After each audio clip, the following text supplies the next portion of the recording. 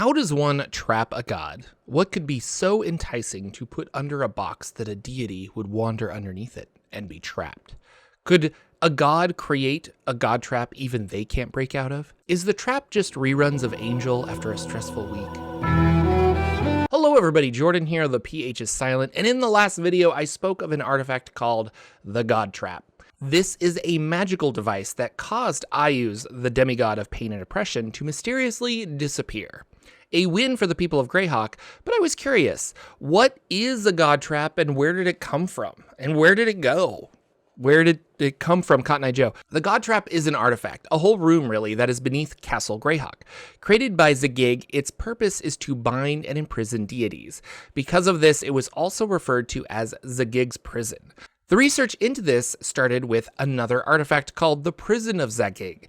Now, there were 5 of them known to exist, and one was stolen by Igwilv and can be found if you explore the Lost Caverns of Zagig. The magical item can be found in the 5e version of Lost Caverns, which was printed in Tales of the Infinite Staircase, although it isn't called the Prison of Zagig and instead is a modified iron flask magic item, which is kind of like a genie lamp imprisonment object but for fiends. The Prison of Zagig's creation was inspired by another magical object found in the ancient ruins of Verilos within Oerth. Zagig discovered the ruins of Verilos in 318 CY. The lost citadel was destroyed by an unknown curse. There were vague mentions of an evil power which the inhabitants attempted to utilize for protection, but it backfired. And I couldn't find much info on the original artifact, but it apparently helped Zagig create the Prison of Zagig and later on the Godtrap.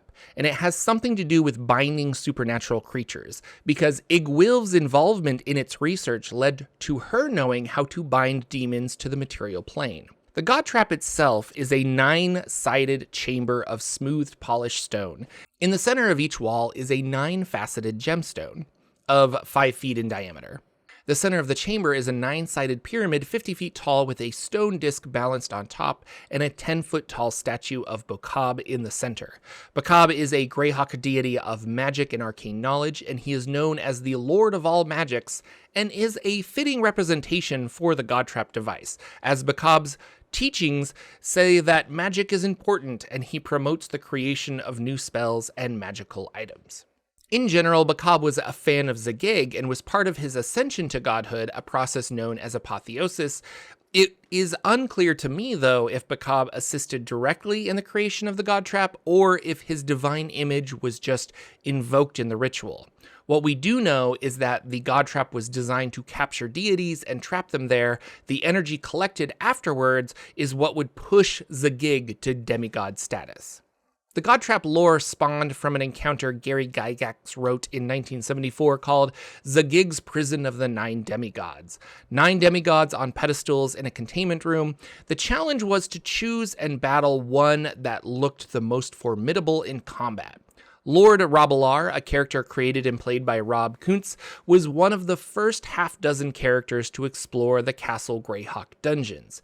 In this adventure, Rabalar had to fight the demigod Hextor, a deity of war and battle. During this battle, the other demigods were accidentally released, and they were all of differing alignments, so because of that, they all hated each other and started fighting. This allowed Rabalar to run for his life.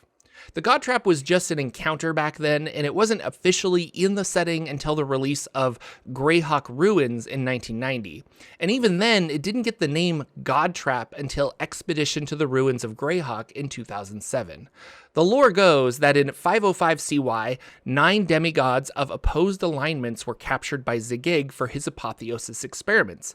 This is where Ayuz disappeared to.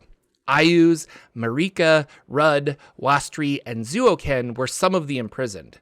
There were 9 total, but I could only find those 5 mentioned, each of a differing alignment. So you know about Ayuz, and if you don't, link in the top right corner. But Marika is a lawful god demigoddess of farming. Rudd is a chaotic neutral and the goddess of luck and chance. Wastri, the lawful neutral god of amphibians. And Zuoken, the neutral demigod of mental powers and physical mastery. The original encounter from 1974, there were 9 gods imprisoned, and I found names for all of those, which included Ayuz. And it was in 570 CY that Rabelais released Ayuz from the Godtrap at the behest of Mordenkainen. So after Ayuz was imprisoned in 505 CY, the ritual finished and Zagig ascended to godhood, but the demigods used in the ritual were just left sealed there. Mordenkainen wanted Ayuz to be slain, and he gave Rabelais a blade of black ice.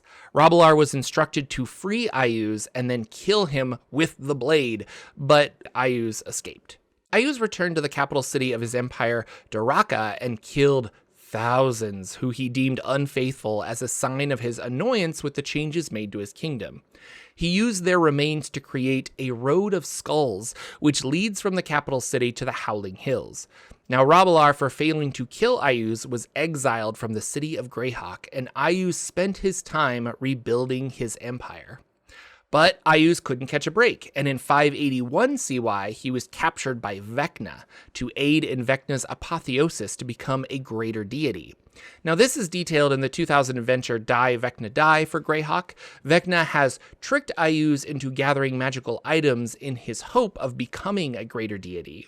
And at the site of Tovag Baragu, formerly the capital city of the Baklunish Empire, Ayuz pursues Vecna through a portal into a demiplane of dread, the citadel of Cavidius. So Ayuz and Vecna have this epic battle in the domains of dread, where Ayuz believes that he has the sword of Cass, but is actually a forgery instead. A look of disbelief appears on Vecna's withered features as Ayuz raises the sword and brings it down in a dreadful arc, only to see its blade shatter against Vecna's chest. The Old One stands as though transfixed. He can't muster a surprised gasp as he stares at the bladeless hilt in his hand. Vecna, however, rises to his feet. You were always feeble-minded and weak, Ayuz. Vecna says, his voice sounding not like a single man, but rather like 1,000 whispering voices speaking in unison. You inherited your father's brains and scope of vision, and it shows.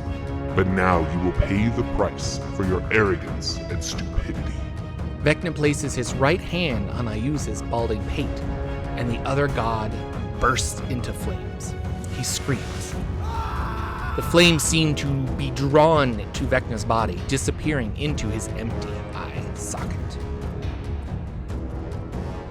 Vecna used Ayuz to bring him the Eye of Vecna and also to absorb some of his power, propelling him to greater deity status. Vecna flees the domains of dread to Sigil, the city of doors, and must be dealt with there. Now, eventually, Ayuz returns to Greyhawk or reforms on Greyhawk. It's not really clear to me, but his hatred of Vecna has never been higher. Now, if you're interested in the full Vecna storyline, I've got 3 videos on the history of Vecna that I'll put down in the link below. More characters and villains to discuss in the world of Greyhawk, so please subscribe. And thank you so much to my patrons and channel members who keep content like this going. If you're interested in becoming a patron, go to patreon.com/Jordan with a PH in the middle, or become a channel member here on YouTube. I've got a weekly podcast on tabletop RPG news that you should check out too, called the Tabletop Junction. Links below. Thanks for watching, everyone, and I will see you all in the next video.